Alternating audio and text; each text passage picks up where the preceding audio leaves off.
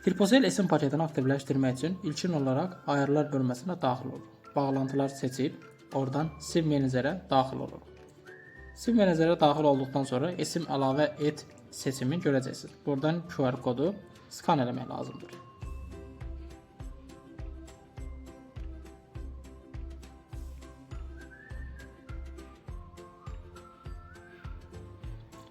Tripocell'dən aldığımız QR kodu kameraya göstərsiniz və bir neçə saniyə ərzində aktiv olunur.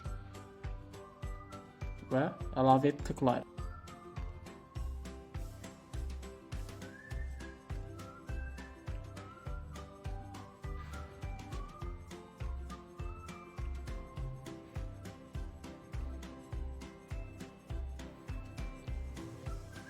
Təsdiqləndikdən sonra esim aktivləşir. İndi roaming açmaq üçün yenidən parametrlər bölməsinə qaydırıq.